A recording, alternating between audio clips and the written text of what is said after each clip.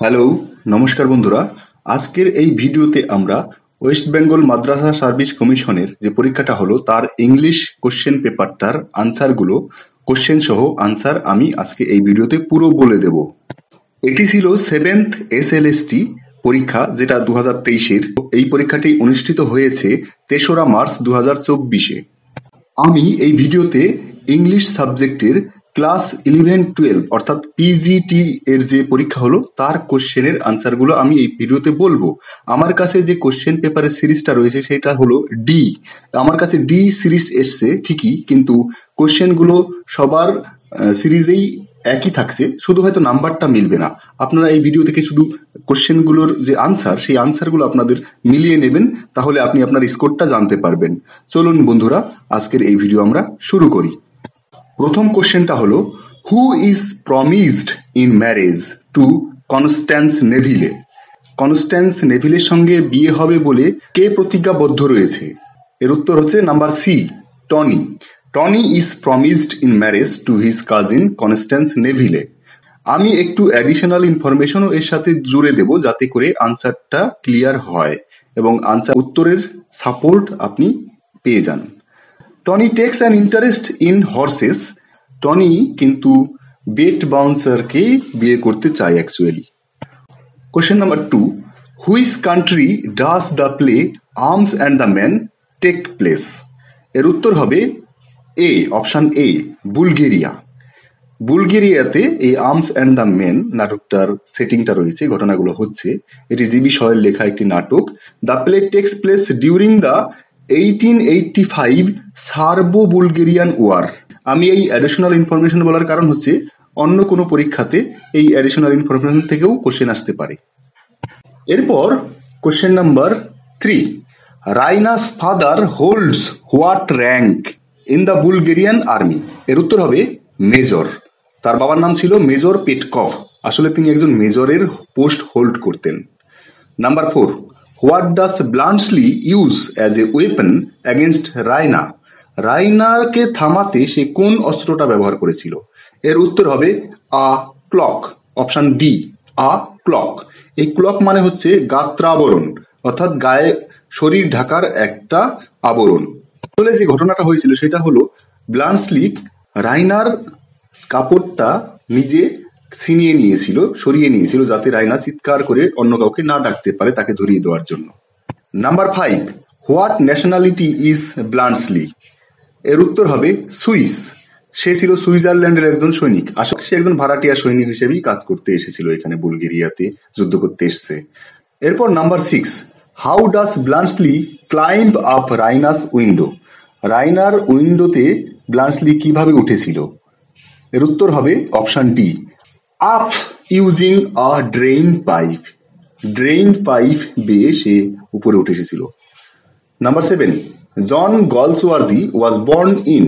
এর উত্তর হবে 1867, option A, 14 August 1867, Kingston upon Thames, United Kingdom. Number 8, when did the play Justice published? এর উত্তর হবে 1910 সালে পাবলিশ হয়েছিল, অপশন বি, 1910, 1910।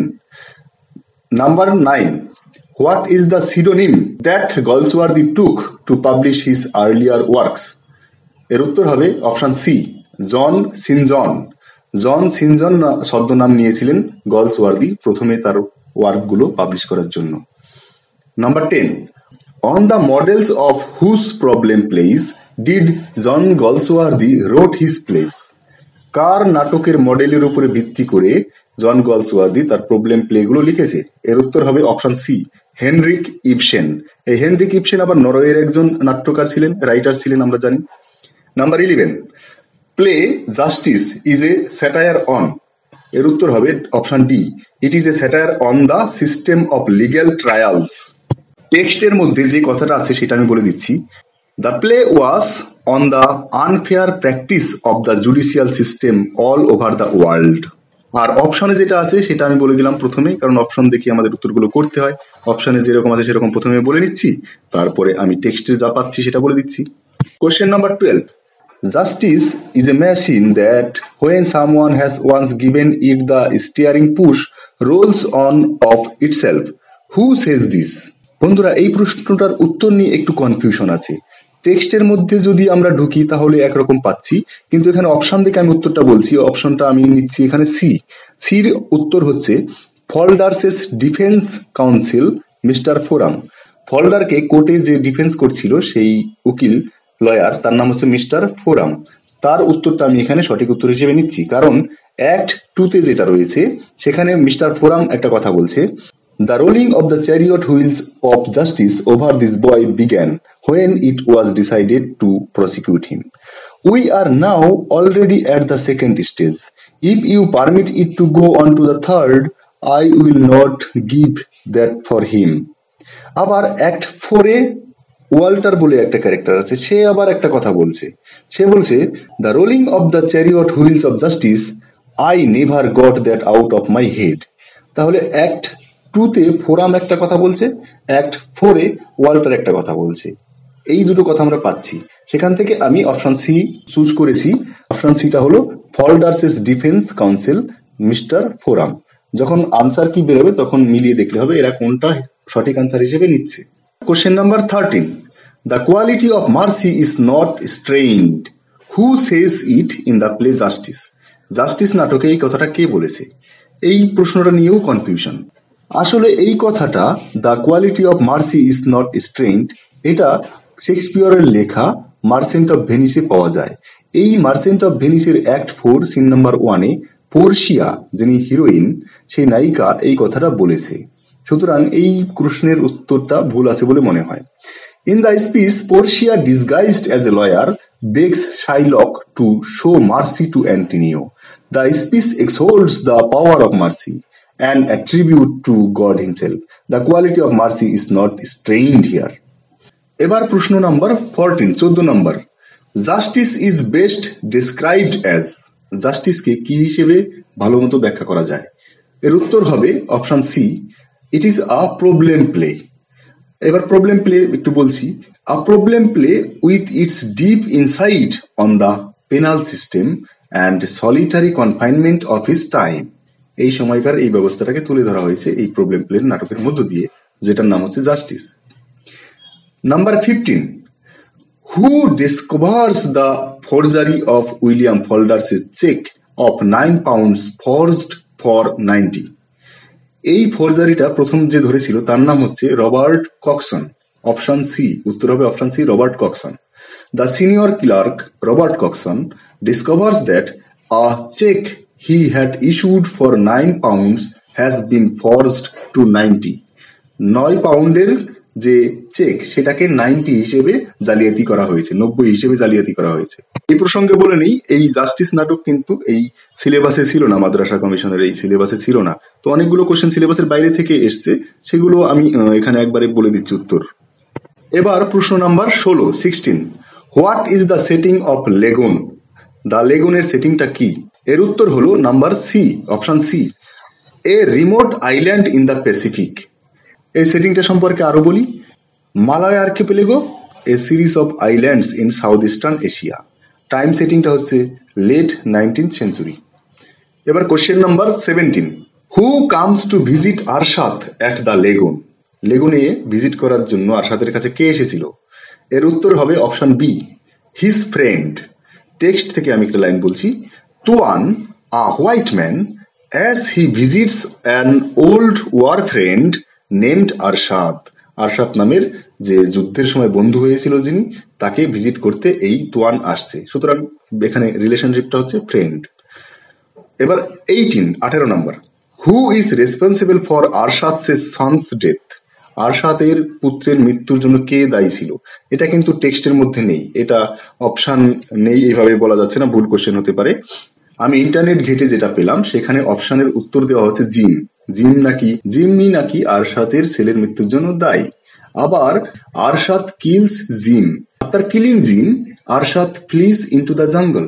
এই কথাগুলোও সেখানে তুলে ধরা হচ্ছে, কিন্তু আমরা যখন বই থেকে পড়ি যে এই গল্পটা, ছোট গল্পটা লেগুন, সেখানে কিন্তু এগুলো নেই।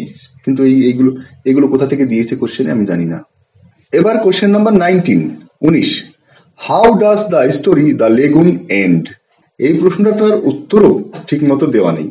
এইখানে একটা উত্তর আছে, সেটাকে আমি বলে দিচ্ছি। অপশন ডি সঠিক উত্তর হিসেবে আমি নিচ্ছি এখানে। With the lagoon returning to its peaceful state, এইটা আমি এখানে অপশন হিসেবে সঠিক উত্তর হিসেবে নিয়েছি। কিন্তু আমরা যদি গল্পটা দেখি, সেখানে গল্পটা এইভাবে শেষ হচ্ছে যে after Diamelen's death he tells Tuan he plans to return to his home village to avenge his brother's death. কিন্তু উত্তরের যে অপশন, তার মধ্যে এরকম কোনো অপশনই নেই। সেই জন্য আমি এই অপশন ডিটাকে নিয়েছি সঠিক উত্তর হিসেবে, with the lagoon retiring to its peaceful state.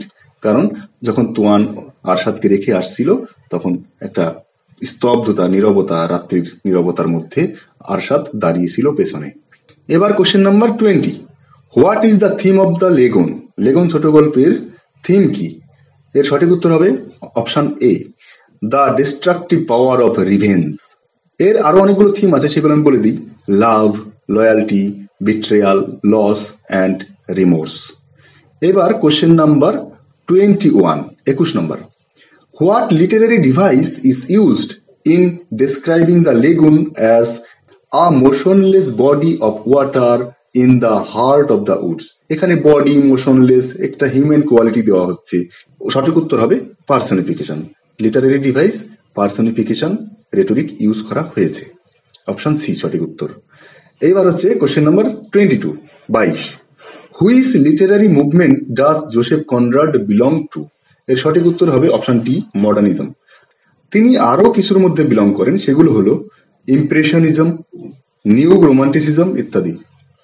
এবার 23 number, Jim reacts strangely to the news of Della's hair being sold because. ডেলার যে চুল সে বিক্রি করা হয়েছে বা বিক্রি করে দিয়েছে, সেই জন্য জিমের প্রথম রিয়াকশনটা কি হয়েছিল, সে কি ভেবেছিল? এর সঠিক উত্তর হবে option D, he knows that he has brought something she cannot use. এই প্রশ্নটা কিন্তু the gift of the Magi ছোট গল্প থেকে নেওয়া হয়েছে, যে ছোট গল্পটা লিখেছেন ও হেনরি, যেটা 1905 সালে প্রকাশিত হয়। আর এই ছোট গল্পটা কিন্তু সিলেবাসে নেই, সিলেবাসের বাইরে থেকে কোশ্চেনটা দিয়ে দেওয়া হয়েছে। Number 24, who was Elia under whose name Lamb published his essays? Elia কে ছিল? এর উত্তর হবে অপশন সি, আমি সঠিক উত্তর হিসেবে নিচ্ছি, Lamb's colleague working with him in the East India House. East India হাউসের একজন ক্লার্ক ছিলেন আগে, যে কাজ করত, তার একটা নাম ছদ্মনাম হিসেবে নিয়েছিলেন। কিন্তু এখানে বন্ধুরা অপশনটা ভুল আছে বলা যায়, কেননা Lamb himself is the Elia of the collection of the book that he published. Charles first used the pseudonym Elia for an essay on the South Sea House, where he had worked decades earlier. Elia was the last name of an Italian man who worked there. এখানে ইটালির একজন মানুষ যার নাম এলিয়া ছিল, সে কিন্তু এই east India হাউসে কাজ করতো ঠিকই, কিন্তু ল্যাম্বের সময়কার কলিগ ছিল না, সে অনেক আগে কাজ করতো। অপশনে কিন্তু সরাসরি উত্তর নেই, তাই কোনো অপশনের উত্তর সেভাবে নেই বলে আমি সিটাকে সঠিক আনসার হিসেবে নিয়েছি। এবার কোশ্চেন নাম্বার 25, 25 নম্বর, the author L A Hill advises a would be writer to read the news paper.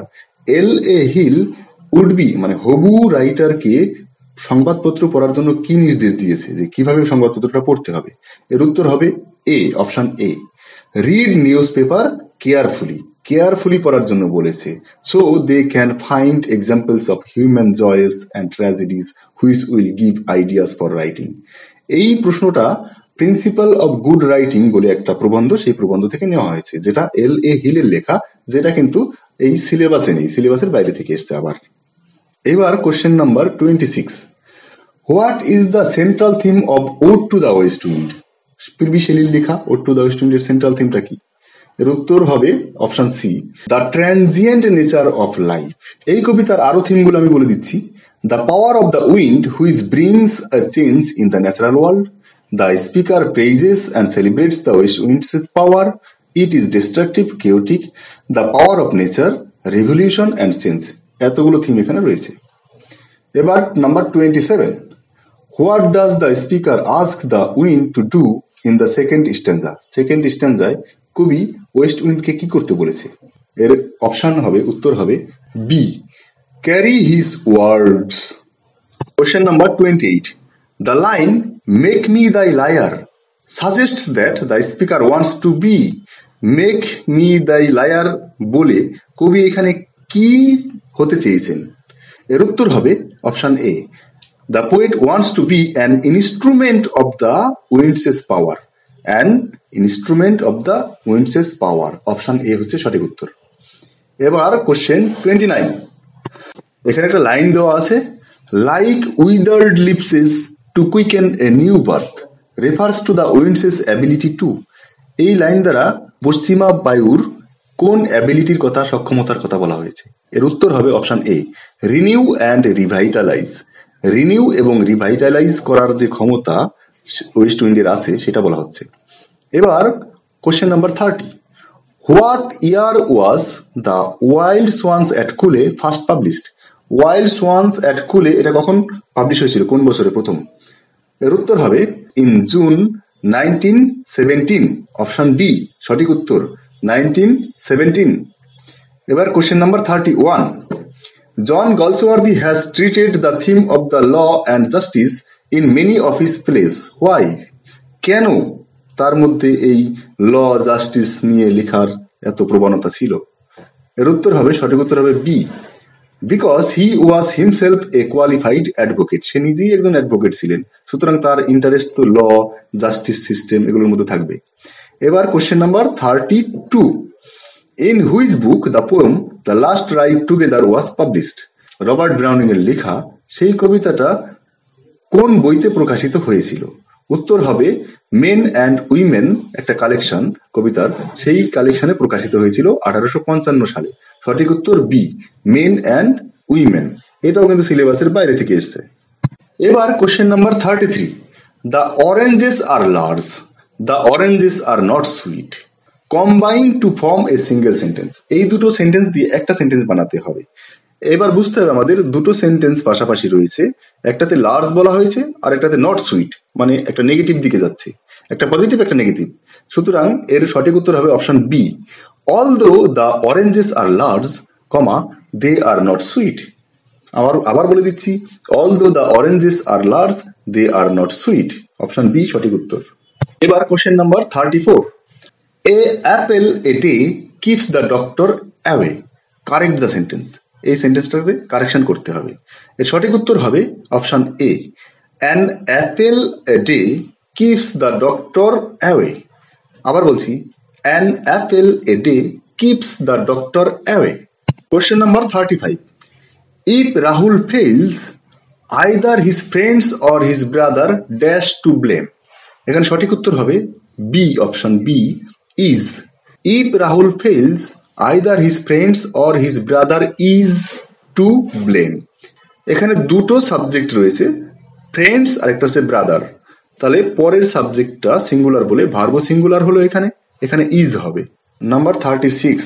According to Anna what is the first step in effective time management? এটা সিলেবাসের বাইরে থেকে কোশ্চেন এসছে, তবু আমি উত্তর বলে দিই। এর সঠিক উত্তর হবে অপশন ডি, সেটিং বাউন্ডারিজ। প্রথমে আমাদের বাউন্ডারিজটা সেট করতে হবে, যে আমি কত দূর এগোতে চাই, কতটা কি করতে চাই, একটা উদ্দেশ্য আউটলাইন তৈরি করতে হবে প্রথমেই টাইম ম্যানেজমেন্ট করতে গেলে। এই সেটিং বাউন্ডারিজ এর মানে হলো ক্রিয়েট ক্লিয়ার গোলস, উদ্দেশ্য প্রথমে নির্ধারণ করতে হবে। এই প্রসঙ্গে বলে দিই, টাইম ম্যানেজমেন্ট 2011 সালে লিখেছেন অ্যানা পি ভার্গা। এই অ্যানা লিখেছেন 4টে টাইম ম্যানেজমেন্টের টিপস এবং 7টা এফেক্টিভ টাইম ম্যানেজমেন্ট টেকনিক। এই 7 টাইম ম্যানেজমেন্ট টেকনিক কি সেটা আমি বলে দিচ্ছি। ফার্স্ট ওয়ান হচ্ছে set a clear goal, create a do to list, set a time limit, set multitasking. Number 5 focus. Number 6 hire a team of strong people and start delegating. And number 7 don't forget to take a breather. এই 7টা স্টেপসের কথা এনা বলেছেন যাতে করে time management হয়। তার মধ্যে প্রথমটা হলো setting boundaries, create clear goals. সুতরাং সঠিক উত্তর হবে D, setting boundaries. 37 how does Anna suggest organizing tasks on a to do list? এর সঠিক উত্তর হবে option B, based on urgency and importance. Urgency এবং ইম্পর্টেন্সের উপর ভিত্তি করে টাস্ক গুলোকে অ্যারেঞ্জ করতে হবে যে কোনটা আগে করব কোনটা পরে করব। রিলেটেড ইনফরমেশন আমি বলে দিচ্ছি। অ্যানা বলেছেন যে put urgent tasks first and combined similar tasks, prioritize important tasks based on a goals and deadlines, make this a routine at the end of the day, prepare for the next day and gather up any important work you need to review. 38. What does Anna emphasize about delegating tasks? এর সঠিক উত্তর হবে option C, it allows for focused work on important tasks. Number 39. According to Anna, what is the benefit of taking break? বিশ্রাম নেওয়ার benefit কি, সুবিধা কি? এর উত্তর হবে option C, it rejuvenates the mind and enhances productivity. Anna বলেছেন যে breaks prevent fatigue and improve concentration. Taking a break from work increases focus when employees return to work, thus improving their productivity. এবার number 40. What does Anna say about saying no? এর সঠিক উত্তর হবে option C, no is essential to set boundaries. Option C হবে সঠিক উত্তর, it is essential to set boundaries. এবার 41. How does Anna describe effective time management? এর সঠিক উত্তর হবে B, a continuous learning process. Time management is a continuous learning process. এই সঠিক উত্তরের পিছনে আমি লাইন জুড়ে দিচ্ছি যেটা অ্যানা লিখেছেন। The goal of effective time management is to get more done in less time. এবার question number 42, 42. According to the passage what happens when you over commit? প্যাসেজই দেওয়া হয়নি কোশ্চেনে, কিন্তু প্যাসেজ থেকে কোশ্চেন দিয়েছে। এবার আমি খুঁজে খুঁজে এই প্রশ্নের উত্তর বের করেছি। এইখানে হবে যে ওভার কমিটমেন্টের ফলে কি হয়, এর সঠিক উত্তর হবে বি, বার্নড আউট। সঠিক উত্তর বি, বার্নড আউট। এবার এর সাপোর্টে আমি যে টেক্সট খুঁজে পেয়েছি সেটা থেকে বলি, over commitment can lead to serious mental and physical health problems and increased risk for diabetes and burned out. বন্ধুরা, হোয়াই উই ওভার কমিট বলে একটা লেখা আমি পেয়েছি, which is written by the editors of group. এটা update হয়েছে 2022 সালের নভেম্বরের 1 তারিখে। একটা আর্টিকেল যেটা ইন্টারনেটে পাওয়া যায় খুঁজলে। আর এই প্রবন্ধটা রিভিউ করেছে যিনি, reviewed by psychotherapist Jennifer Freed, a PhD holder. এবার number 43. What does Anna recommended individuals do as circumstances change? পরিস্থিতি যখন চেঞ্জ হয় তখন মানুষকে কি করার পরামর্শ দিচ্ছে অ্যানা? এবার উত্তর হবে সঠিক উত্তর option D, adapt their approach to managing time. Time manage করতে গেলে অ্যাপ্রোচটাকেও পাল্টে দিতে হবে, যেহেতু সময়ের বা পরিস্থিতি পাল্টে যাচ্ছে। এর সাপোর্টিভ আমি কিছু কথা যেটা পেয়েছি অ্যানা লিখেছে আমি বলছি। Prioritise important tasks based on goals and deadlines, make this a routine at the end of the day, prepare for the next day and gather up any important work you need to review. এর পরের question number 44.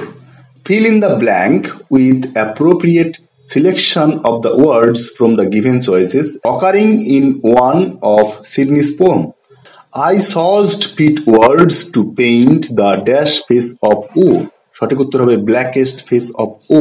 এখানে সঠিক অপশনটা নিতে হবে B. বিতে আছে blackest option. সঠিক অপশনটা হবে অপশন বি, ব্ল্যাকেস্ট। এবার নাম্বার 45.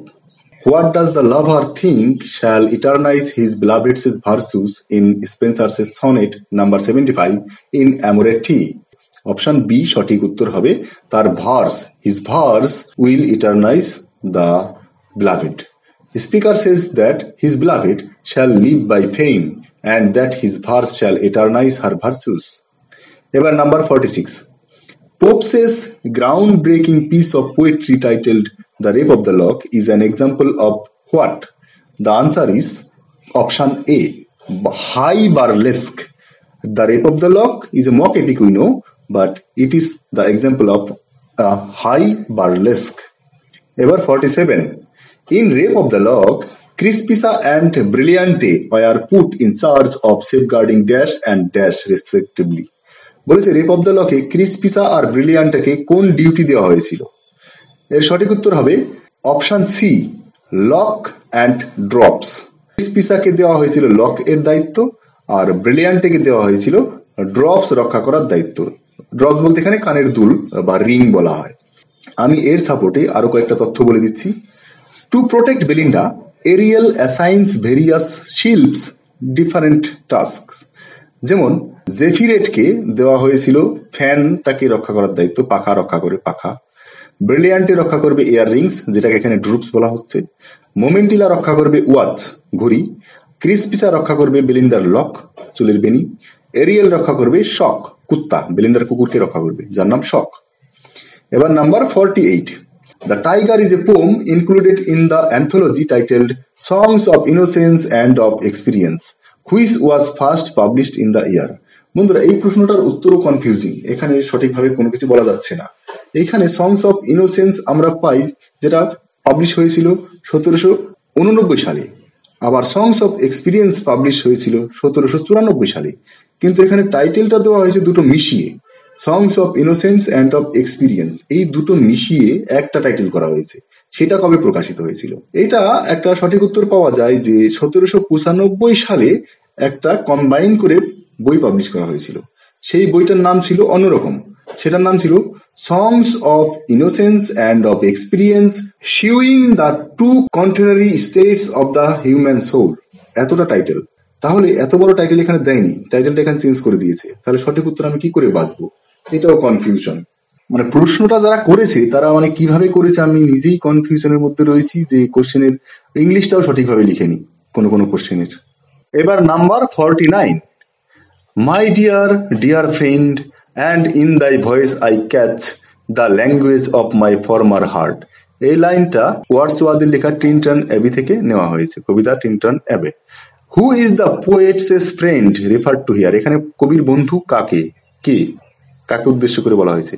এর সঠিক উত্তর হবে অপশন বি, ডরোথি ওয়ার্ডসওয়ার্থ। কবির বোন ডরোথি ওয়ার্ডসওয়ার্থকে এখানে ফ্রেন্ড হিসেবে উল্লেখ করা হচ্ছে।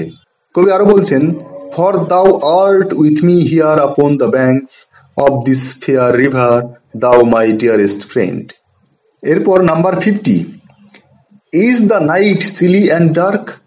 The question is raised in Coleridge's poem Christabel and the answer is given in the following line. What is the answer? বলেছে যে is the night chilly and dark, এই একটা লাইন দেওয়া হয়েছে, এর পরের লাইনটা উত্তরে কি আছে, কবিতার মধ্যে কি বলা হয়েছে এর পরের লাইনটা এর উত্তর হিসেবে? এর সঠিক অপশনটা হবে option C, the night is chilly but not dark. এই অপশনটা এমনি করা যেত, কারণ রাত্রিবেলায় যদি অন্ধকার থাকতো তাহলে ক্রিস্টাবেল জেরাল্ডাইনকে দেখতে পেত না ওইভাবে, সুতরাং রাতে ডার্কনেস ছিল না কিন্তু ঠান্ডা ছিল। Number 51, how many times did the mastiff bitch bark when it was 12 o'clock at night in Coleridge's Christabel? বলেছে রাত্রিতে যখন 12টা বাজলো তখন ক্রিস্টাবেল পোয়েমের মধ্যে কুকুর কবার ডেকেছিল, কয়বার ঘেউ ঘেউ করেছিল? এর সঠিক আনসার হবে অপশন ডি, 16 বার, 16। কিভাবে 16 বার? 4 for the quarters and 12 for the hour, মানে এদিকে 4 এদিকে 12, তাহলে মোট 16 শর্ট হাউলস শোনা গিয়েছিল। এইবার 52, question number 52, why did Coleridge's calls his poem Kubla Khan a fragment? এর সঠিক উত্তর হবে option C, he was interrupted by somebody disrupting its composition. Coleridge বলেছেন আরো যে he was interrupted by a person from Porlock who caused him to forget the rest of the poem. এই Porlock থেকে একজন এসেছিল ভিজিটর, কোন একজন friend হতে পারে, যার কারণে বাধাপ্রাপ্ত হয়ে কবিতাটা অসমাপ্ত ছিল, লিখতে পারেনি পরেরটুকু। এবার number 53, the Abyssinian maid in কলরিজের কুবলা খান। কুবলা খান কবিতাতে যে অ্যাবিসিনিয়ান মেইডের কথা বলা হচ্ছে, মেয়েটির কথা বলা হচ্ছে, যুবতী, was playing on her dulcimer বাজাচ্ছিল সে, and singing of what, singing of dash, কি গাইছিল? এর সঠিক উত্তর হবে option A, Mount Abora, and singing of Mount Abora. এবার number 54, Shelley's poem ode to the west wind uses a rhyming scheme known as terza rima. Rhyming স্কিমটা আমরা এখানে পাচ্ছি terza rima, ode to the west উইন্ডের মধ্যে রয়েছে terza rima rhyme scheme, which consists of following. সেটা কেমন? এই টেটজারিমার মধ্যে কি রয়েছে? এর সঠিক উত্তর হবে অপশন এ, এখানে রয়েছে 4 ট্রেটস। পোর্ট্রেটস মানে বন্ধুরা 3 লাইনের সমাহার। তাহলে 4টে রয়েছে 3 লাইনের সমাহার, মানে 3 4 12 line. And a rhyming couplet, ই একটা রাইমিং কাপলেট রয়েছে, আর প্রথমে রয়েছে 4 টার্সেটস। সঠিক উত্তর হবে এ। প্রথমে 4 টার্সেটস, তার সাথে রাইমিং কাপলেট, টোটাল 14 লাইন। এইবার question number 55। Thou from whose unseen presence the lips dead are driven, like ghosts from an ancient are fleeing. Or to the west wind থেকে এই যে লাইনটা দেওয়া হলো। In these lines, ghosts and ancient are dash and dash respectively. এই লাইনের মধ্যে ghosts কাদেরকে বোঝাচ্ছে? এখানে ঘোস্ট বলতে বোঝানো হচ্ছে ডেড লিভসদেরকে, আর এনসেন্টার বলতে বোঝানো হয়েছে ওয়েস্ট উইন্ডকে। তাহলে সঠিক উত্তর হবে option D, dead leaves and the west wind. এখানে কবি বলছেন যে জাদুকর এসে যেমন ঘোস্ট ভূতদেরকে তাড়িয়ে ভাগিয়ে উড়িয়ে দেয়, ঠিক একই রকম ওয়েস্ট উইন্ড তুমি এসে পাতার মতো আমাকে উড়িয়ে নিয়ে চলে যাও, পাতার মতো আমাকে ছড়িয়ে দাও। ঘোস্ট হচ্ছে ডেড লিভসদেরকে বলা হচ্ছে। ঘোস্ট যেমন উড়ে চলে যায়, এখানে পাতাও যেমন যাচ্ছে। আর জাদুকর যেমন এসে উড়ায়, ওয়েস্ট উইন্ড এসেও উড়িয়ে নিয়ে যাবে। তাহলে ওয়েস্ট উইন্ড হচ্ছে এনসেন্টার। এবার question number 56। Fair is foul and foul is fair. Hover through the fog and fill the air. What is meant by the above line extracted from the opening scene of Macbeth? Macbeth নাটকের act 1 scene 1 এর লাস্টের দিকে এই কথাটা উইচেসরা বলছে। 3 জন ডাইনি পেতনি এসে এই কথাগুলো বলছে। এটার দ্বারা কি বোঝাচ্ছে? এখানে বন্ধু সঠিক উত্তর নিয়ে কনফিউশন। দুটো সঠিক উত্তর এখানে হতে পারে অপশন দেখে। প্রথমটা হচ্ছে অপশন এ, আর সেকেন্ডটা হচ্ছে অপশন সি। অপশন এও হতে পারে, অপশন সিও হতে পারে। যদি আমি অপশন এ নিই, তাহলে এখানে দেখাচ্ছে what ever is fair is also foul in the weather in ম্যাকবেথস world. যেটা ফাউল সেটাই ফেয়ার, যেটা ফেয়ার সেটা ফাউল হতে যাচ্ছে ম্যাকবেথের দুনিয়াতে। এটা কিন্তু বেশি সম্ভাবনা সঠিক উত্তর হওয়ার। আর অপশন সি যেটা, সেটাও হতে পারে কিন্তু সম্ভাবনা কম। যেমন এখানে বলা হচ্ছে metaphorically nature exhibits the topsy-turvy condition before Duncan's is murdered. ডানকানের মার্ডার হওয়ার আগে যে ওলট পালট situation, what is fair that is foul, what is foul that is fair, এই টপসি-টার্ভি কন্ডিশনটাকেও বোঝাতে পারে, এটাও হতে পারে। কিন্তু এটা সম্ভাবনা খুব কম, কারণ পুরো নাটকের উপরেই প্রথম শেক্সপিয়ার ফোর শ্যাডোয়িং করতে চায়। তাই প্রথম দিকে উইচেসদের মুখ থেকে এইরকম কথা বলা সম্ভব। সেই ক্ষেত্রে অপশন এ সঠিক উত্তর হতে পারে। এই লাইনের মধ্যে আরো কি কি রয়েছে আমি একটু অ্যাডিশনাল ইনফরমেশন দিয়ে দিই, অন্য পরীক্ষাতে এগুলো কাজে লেগে যেতে পারে। এই লাইনের মধ্যে আমরা দেখতে পাচ্ছি ফিগার অফ স্পিচ, অক্সিমোরন এবং প্যারাডক্স ইউজ করা হয়েছে এই লাইনে। Witches are stating their upside down view of the world. Appearances are deceptive. The Uyses's statement provides some foreshadowing for the play. People who are seen as good will be turned to evil like Macbeth. এইবার question number 57, 57 number. What is the name of Banquo's son in the Macbeth? Macbeth নাটকে ব্যাংকোর যে ছেলে ছিল তার নাম কি ছিল? সঠিক উত্তর হবে অপশন এ, ফ্লিয়ান্স। ব্যাংকোর ছেলের নাম ছিল ফ্লিয়ান্স। এবার 58, 58 number. Which forest was prophesied by witches to move physically, indicating Macbeth's fall. কোন বনের কথা বলা হয়েছে ম্যাকবেথ নাটকে, যেটা উঠে আসবে? অপশন হবে সি, সঠিক অপশন সি, ফরেস্ট অফ বির্নহাম। বির্নহামের বন উঠে আসবে। 59, in a Petrarchan sonnet, Volta signifies a turn of thought. Where does Volta occur in Shakespeare's sonnet beginning with the line shall I compare thee? Shall I compare thee to a summer's day? এই কবিতাটা হচ্ছে শেক্সপিয়ারের 18 নম্বর sonnet, number 18, 18 নম্বর sonnet.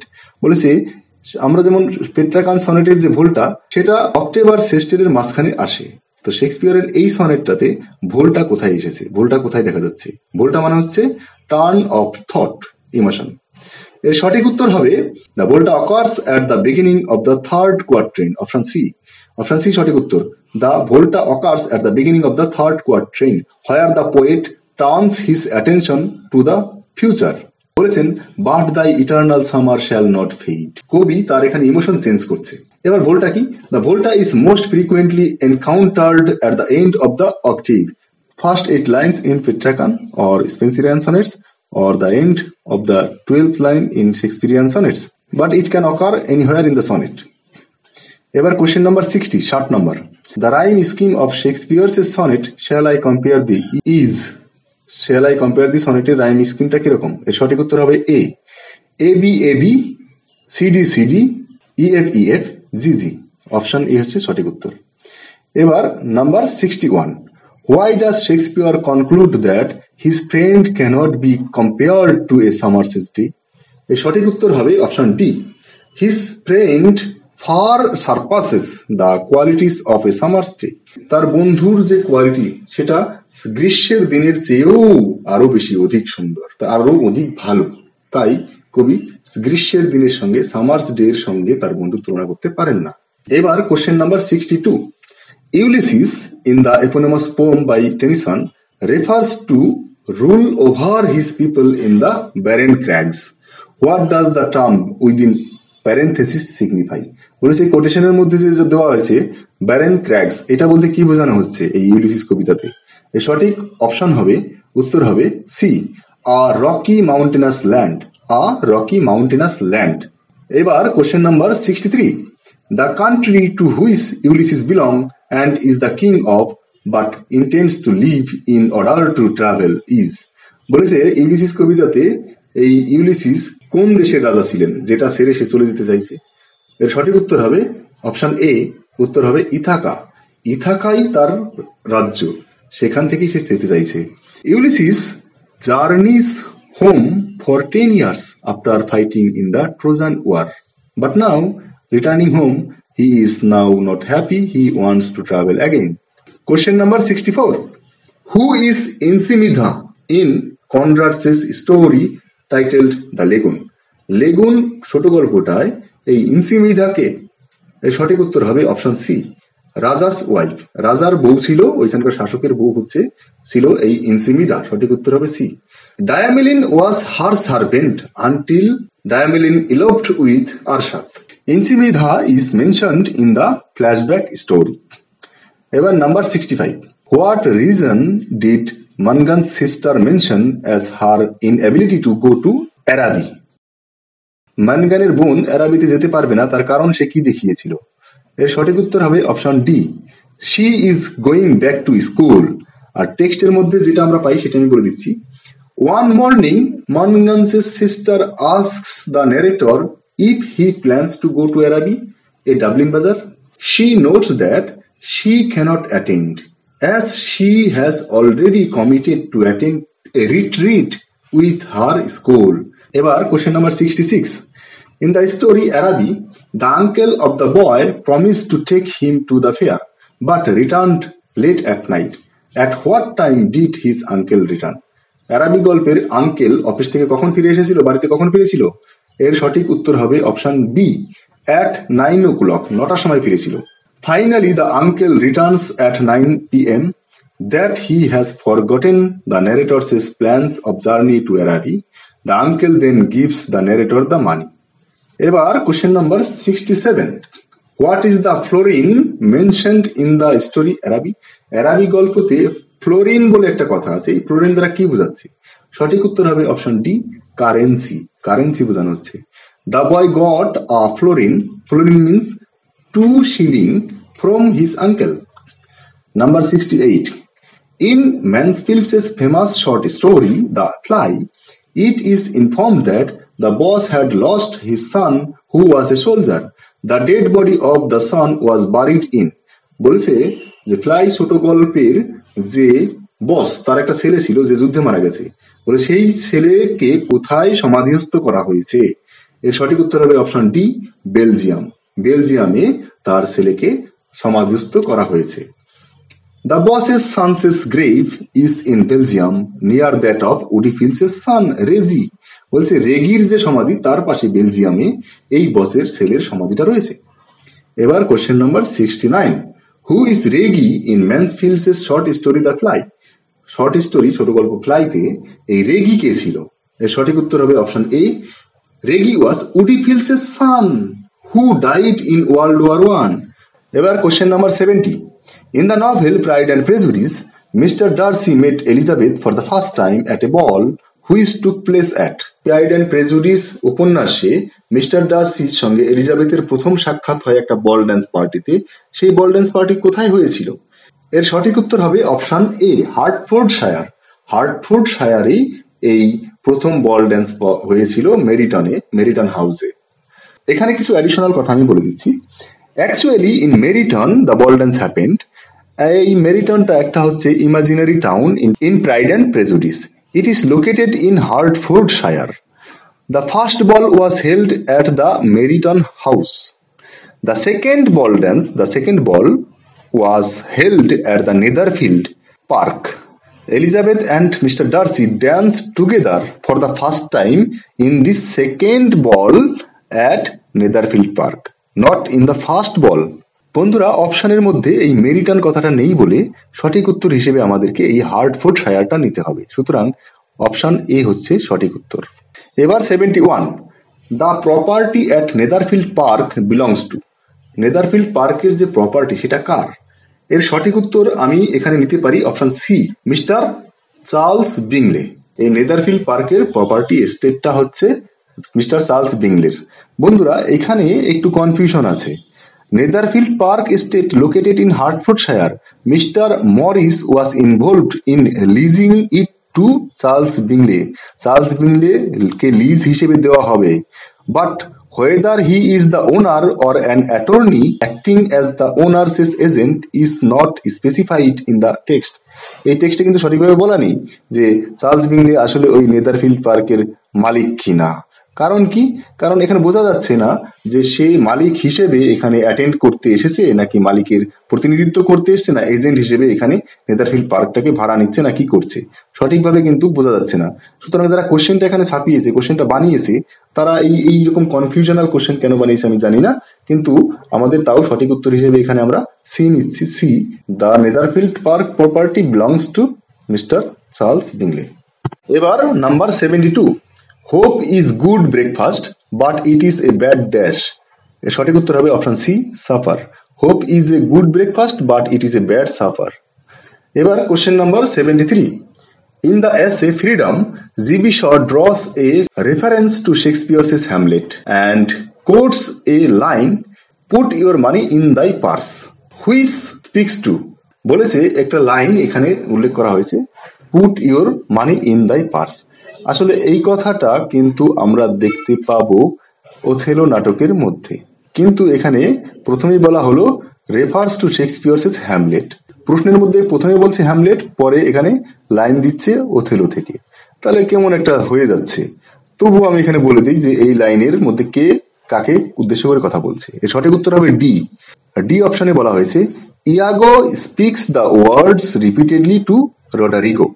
ইয়াগো রডারিগোকে বলেছে কথাগুলো, এটা হচ্ছে সঠিক উত্তর। ওথেলো নাটকের মধ্যে দেখতে পাই যে Iago speaks the words repeatedly to Roderigo urging him to sell all his lands and give the money to Iago who will use it to convince Desdemona to have sex.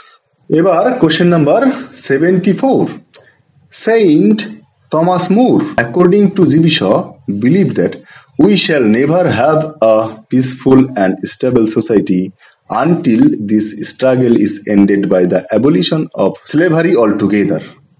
Which struggle is referred to here? এখানে কোন স্ট্রাগলের কথা বলা হয়েছে, কোন স্ট্রাগলের কথা Saint Thomas বলেছিলেন? আমরা জানি সেন্ট থমাস মুর ইউটোপিয়া বলে একটা বই লিখেছিলেন। তো এইখানে সঠিক উত্তর হিসেবে আমরা নেব option A, struggle between rich and poor. এই কথাগুলো ফ্রিডম প্রবন্ধ থেকে নেওয়া হয়েছে।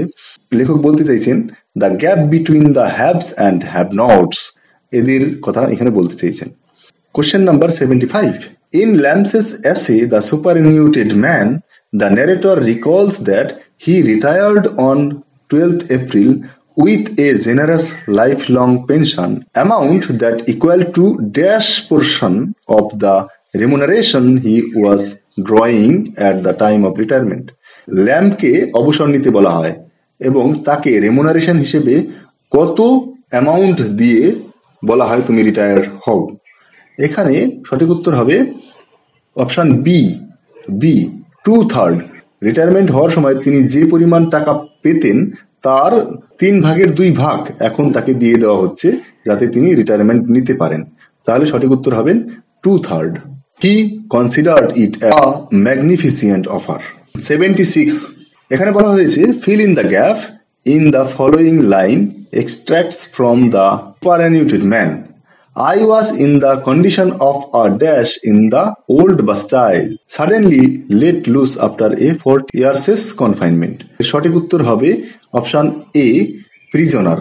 বলে এই কাজের অফিসে আমার অবস্থা ছিল একজন বাস্তিল দুর্গে থাকা প্রিজনারের মতো, বন্দির মতো, যে কিনা 40 বছর বন্দি থাকার পর মুক্তি পেয়েছিল। এবার নাম্বার 77, ডোরা স্প্যানল, ডেভিডসের first wife, had a pet dog named. এখানে ডেভিড কভারফিল্ড থেকে কোশ্চেনটা করা হয়েছে। বলেছে ডোরা স্প্যানলর যে পেট ডগ ছিল সেই ডগটার কি নাম ছিল, কুত্তাটার নাম কি ছিল?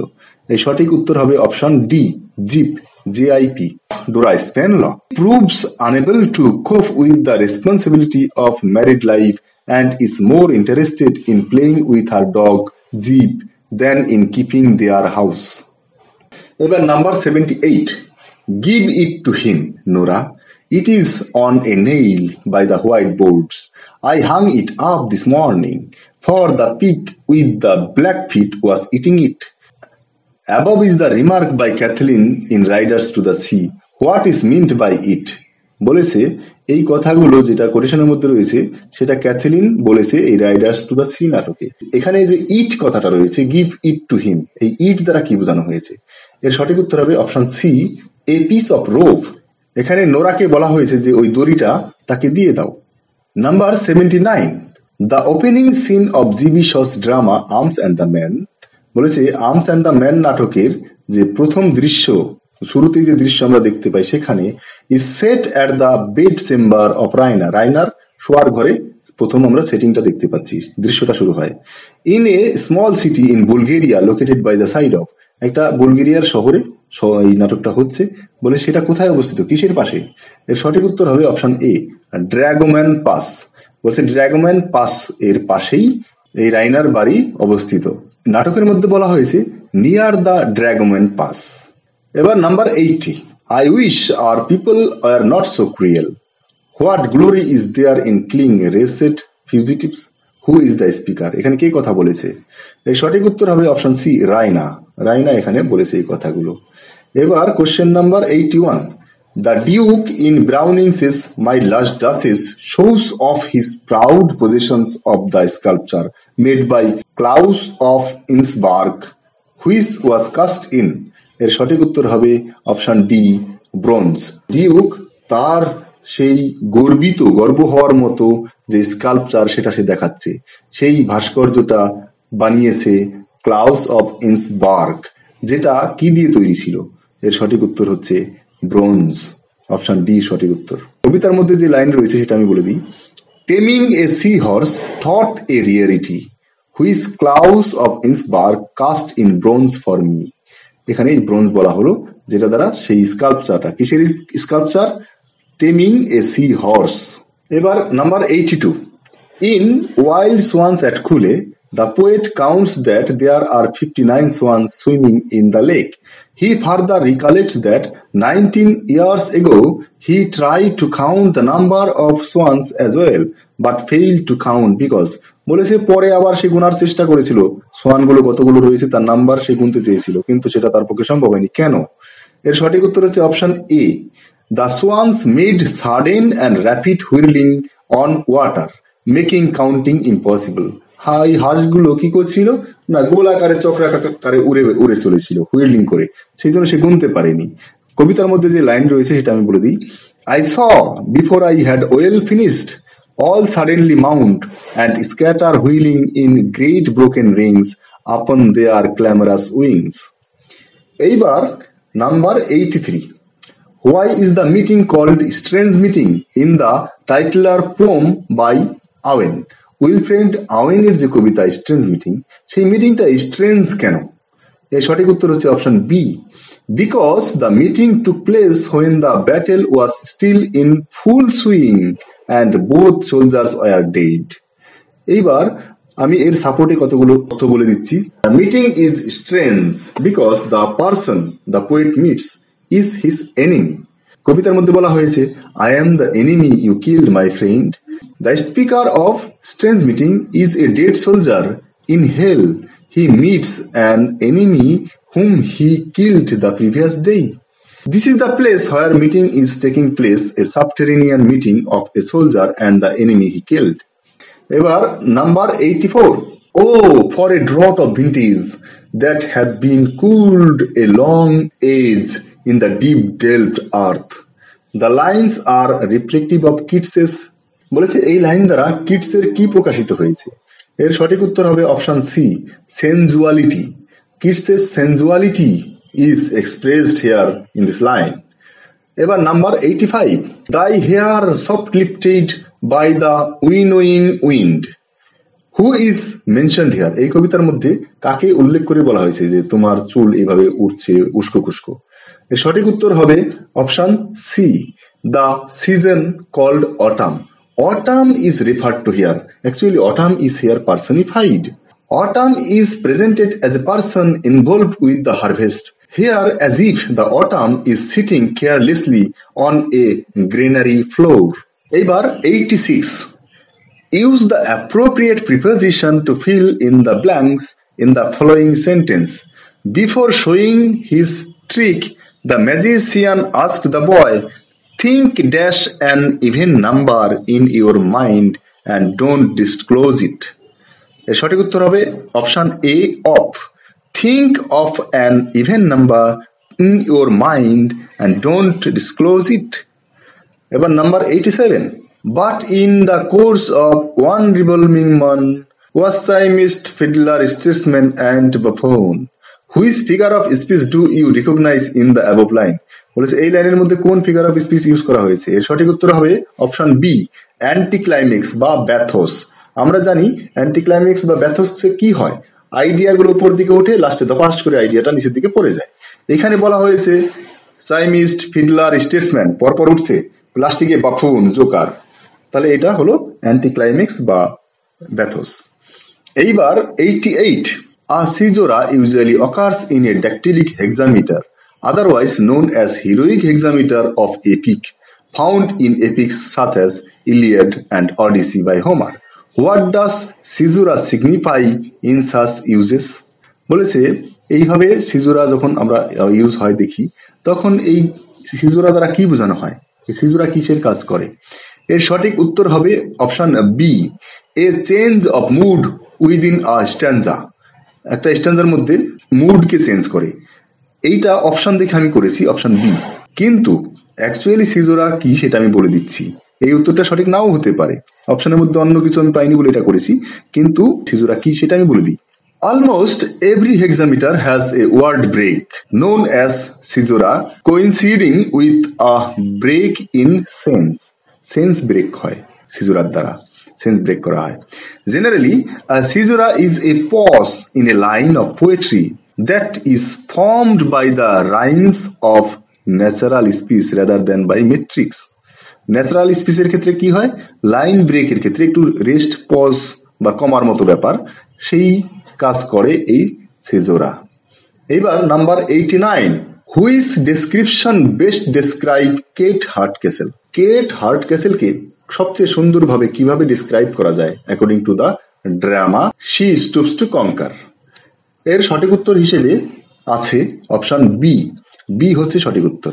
হার্টকেসেল ওয়াজ ambitious, wants to please her father in old fashion, the places stooping to conquer heroine, pretends to be a barmaid to win Marlowe's favor। এগুলো আমরা দেখেছি, রাইনার মধ্যে রয়েছে। She was also an intelligent, good-humored, sensible and beautifully young woman.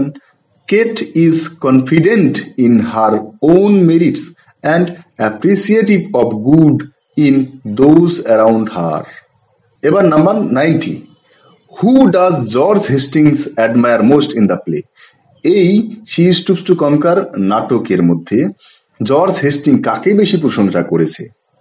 এর সঠিক উত্তর হবে option D, কনস্ট্যান্স Neville. কনস্ট্যান্স নেভিলিকে সে ভালোবাসতো, তার প্রেমিকা ছিল, তাকে সে বেশি প্রশংসা করেছে এই নাটকে। বন্ধুরা, এইখানে আমি পুরো 90টা কোশ্চেনের আনসার সম্পূর্ণরূপে বলে দিলাম।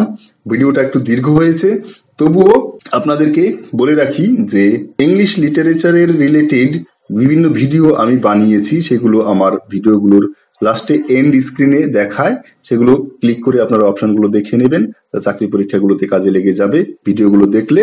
তো ভিডিওটা সম্পূর্ণরূপে শেষ পর্যন্ত এতক্ষণ ধরে ধৈর্য ধরে শোনার জন্য আপনাদের সবাইকে অসংখ্য ধন্যবাদ। শুভকামনা রইল, চাকরি আপনাদের সবার হোক। Thank you very much.